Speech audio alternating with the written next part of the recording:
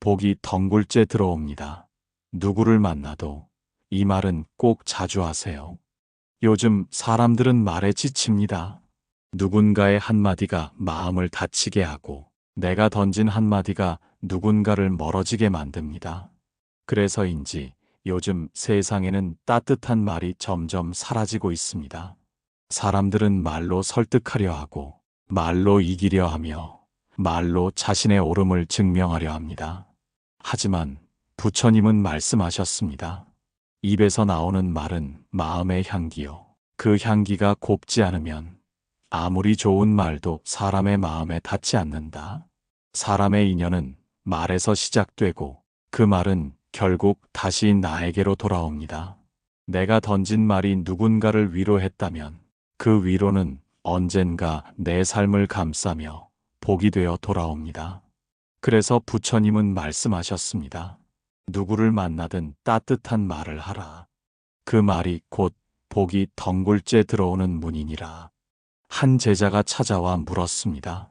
스승이시여, 저는 좋은 말을 하려 노력하지만 세상은 점점 더 냉정해지고 마음이 닫혀만 갑니다. 정말로 말이 복을 부를 수 있습니까?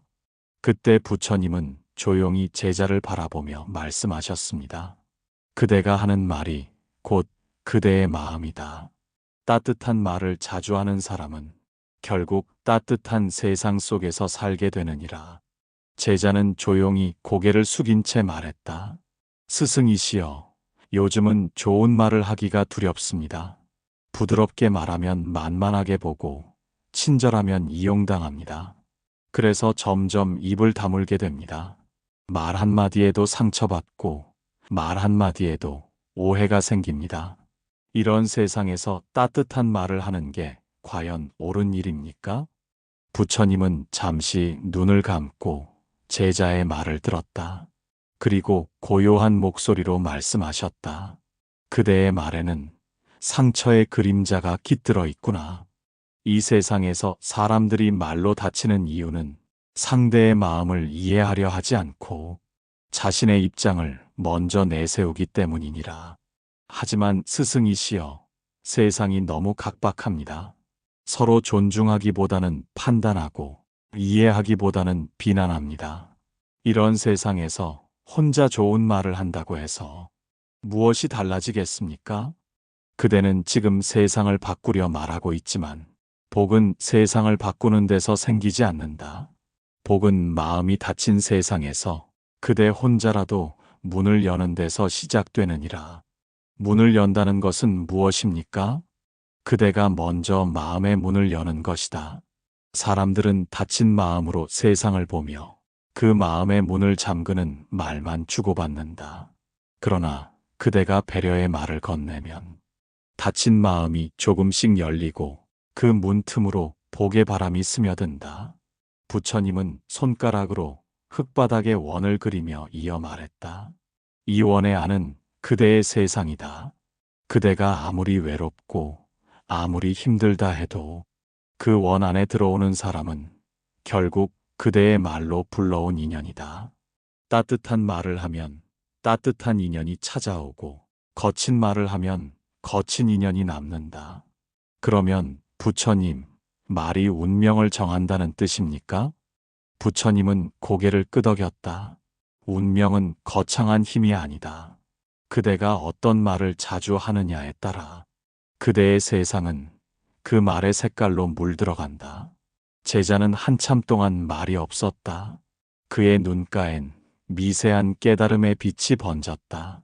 그리고 조용히 속삭였다. 이제야 알 것 같습니다.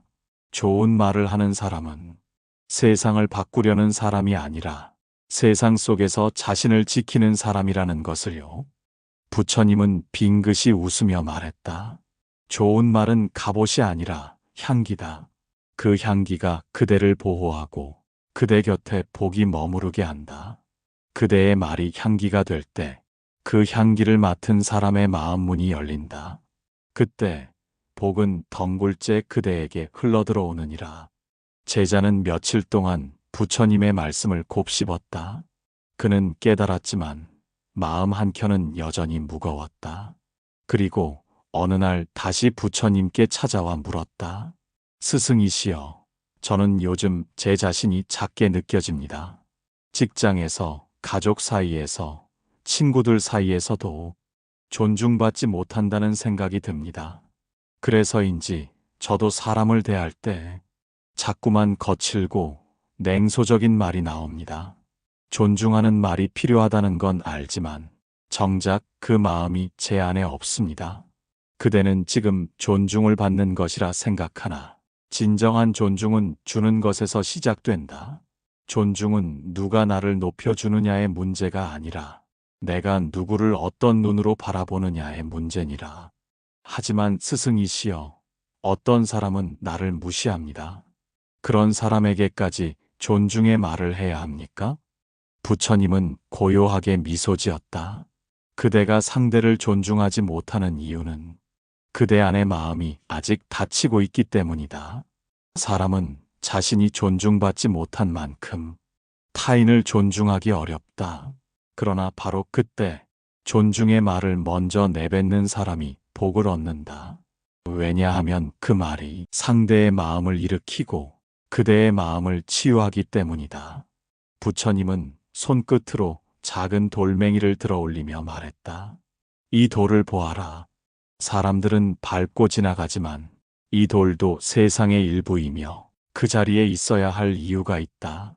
그렇듯 사람도 각자의 자리에 존재할 이유가 있다.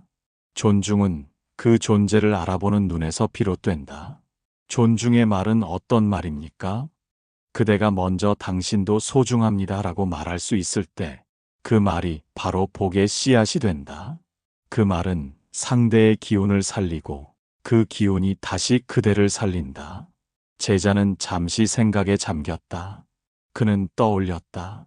자신이 무심코 던졌던 말들, 비교와 판단으로 누군가를 작게 만들었던 순간들, 그 말들이 모두 마음의 벽을 쌓고 있었다는 사실을. 존중은 말의 형식이 아니라 그대의 마음이 상대를 향하는 방향이다. 그대가 진심으로 사람을 바라보는 눈을 가질 때 그대의 말은 이미 복이 된다. 그 말은 사람의 마음을 일으키고 그 일어선 마음이 다시 그대를 일으킨다. 제자는 고개를 끄덕였다. 그제야 알 것 같았다. 존중은 세상을 고치는 도구가 아니라 먼저 나를 고치는 연습이었다는 것을. 그대가 사람의 마음을 일으키는 말을 자주 하라. 그 말이 덩굴처럼 번져 그대의 인생을 따뜻하게 감싸줄 것이다. 어느 날 제자는 시장길을 걷다가 한 노파가 무거운 짐을 끌고 있는 것을 보았다. 사람들은 바쁘게 지나쳤지만 제자는 발걸음을 멈췄다. 괜찮으십니까? 하고 묻자 노파는 놀란 눈으로 미소를 지었다. 그 순간 제자의 마음에 이상한 평온함이 스며들었다. 그는 다시 부처님께 찾아가 말했다. 스승이시여, 저는 오늘 단 한마디 괜찮으십니까? 라는 말을 했을 뿐인데 그 한마디가 제 마음을 따뜻하게 만들었습니다. 그게 왜 그리 기분이 좋았을까요? 그대가 건넨 말은 단순한 인사가 아니라 상대의 고단함을 알아본 마음이었기 때문이다. 배려란 누군가를 돕는 손이 아니라 그의 마음을 먼저 느끼는 눈이니라. 제자는 고개를 끄덕였다. 스승이시여, 요즘은 사람 마음이 너무 복잡합니다. 괜히 도와주려 하면 의심하고 좋은 말을 하면 부담스러워합니다. 그럴 땐 배려의 말이 오히려 멀어지게 하지 않습니까? 진짜 배려는 상대를 움직이게 하려는 말이 아니다. 그저 나는 당신을 보고 있다는 신호일 뿐이다. 그대의 말이 계산 없이 흘러나올 때 그 말은 이미 복이 된다. 배려의 말은 작다. 괜찮아요. 천천히 하세요. 힘들었겠어요. 이런 말들은 특별하지 않지만 그 말이 흘러들어가는 순간 사람의 마음은 단단한 껍질을 벗는다. 부처님은 손바닥에 떨어진 낙엽 하나를 들어 보이며 말했다. 이 낙엽을 보아라. 누군가 밟으면 부서지지만 바람이 스치면 조용히 흩날린다. 배려의 말도 그러하다. 힘으로 밀면 거부되지만 바람처럼 스며들면 마음이 열린다. 제자는 그 말을 듣고 한참 동안 생각에 잠겼다. 그는 자신이 늘 정답을 말하려 했다는 것을 깨달았다. 누군가의 이야기를 들어주기보다 충고하고 가르치려 했던 순간들, 그것이 진짜 배려가 아니었다는 것을, 그대가 진심으로 배려의 말을 건네면 그 인연은 쉽게 끊어지지 않는다.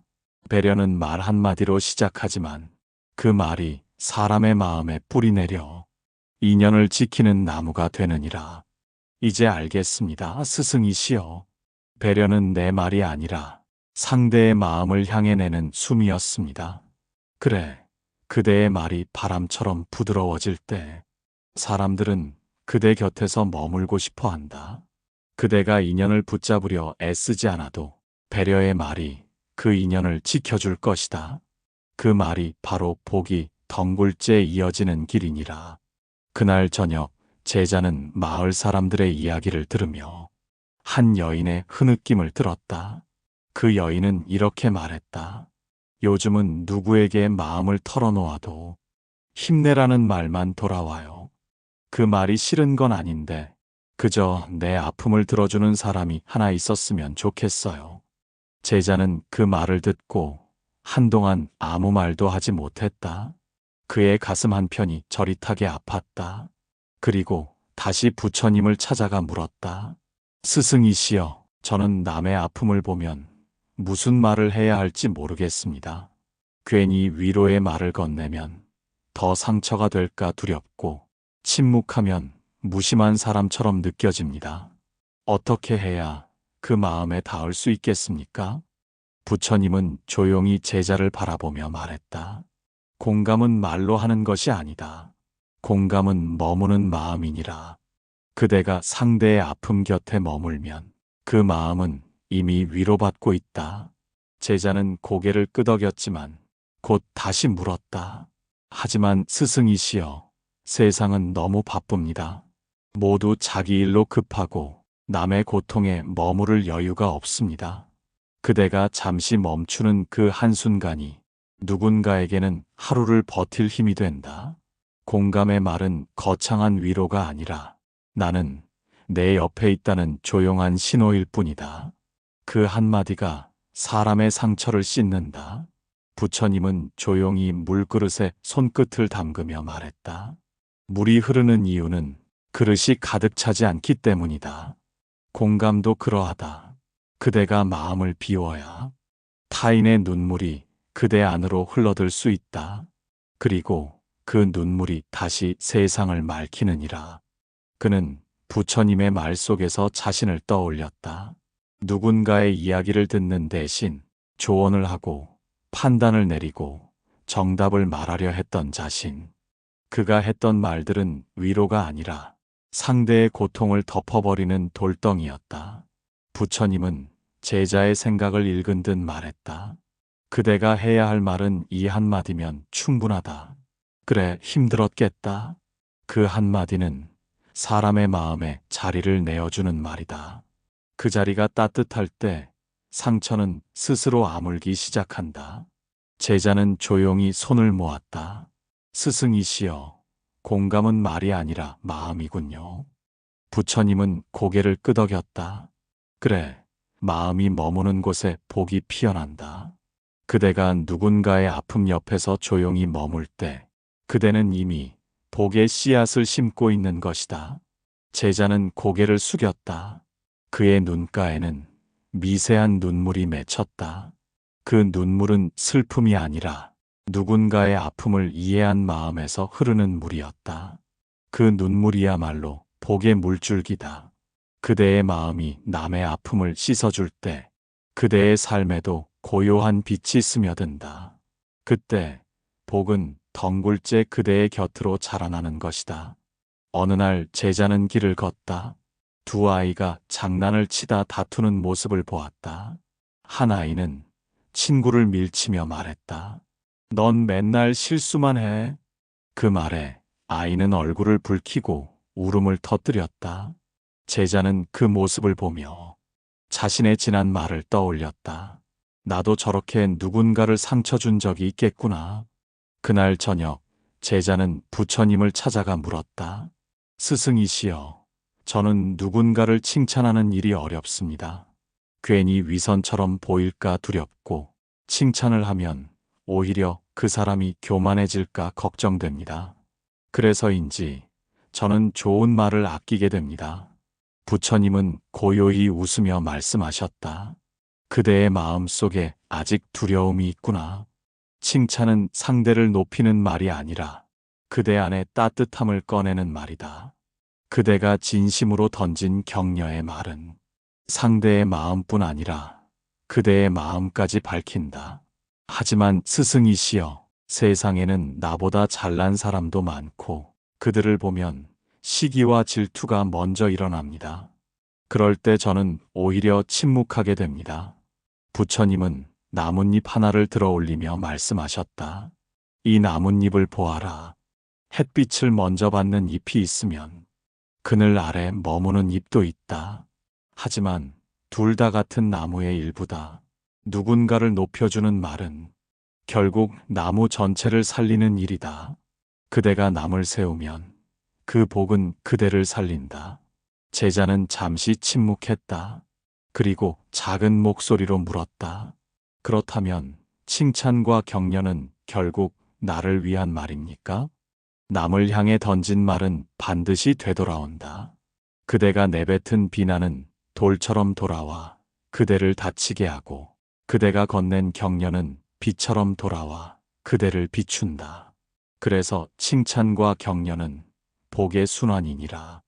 그는 자신이 칭찬을 아끼며 얼마나 많은 인연을 놓쳤는지 깨달았다. 그리고 조용히 말했다. 이제부터 저는 사람의 잘못보다 장점을 먼저 보겠습니다. 부처님은 미소 지었다. 그 마음이 복을 부르는 첫걸음이다. 사람의 장점을 보는 눈은 결국 세상의 밝은 면을 보는 눈이기 때문이다. 그대가 사람에게 잘하고 있다, 괜찮다는 말을 자주 하라. 그 말은 상대의 어깨를 펴게 하고 그대의 마음에도 따뜻한 순결을 남긴다. 그대의 격려가 누군가의 하루를 버티게 했다면 그 복은 이미 그대의 삶에 닿은 것이다. 제자는 두 손을 모았다. 이제야 알겠습니다. 스승이시여, 남을 일으키는 말이 결국 나를 일으키는 복이었군요. 부처님은 고요히 대답했다. 그대가 던진 말의 향기는 사라지지 않는다.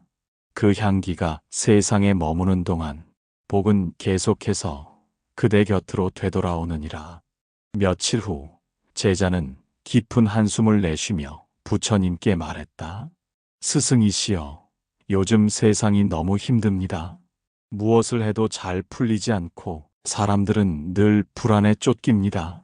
그래서 긍정적인 말을 하려 해도 진심이 따라주지 않습니다. 그대가 부정적인 말을 할 때 마음은 어떤 빛깔이 되느냐? 제자는 잠시 생각하다가 말했다. 무겁습니다. 어두워지고 앞이 보이지 않는 것 같습니다. 그대의 말이 곧 마음의 등불이니라.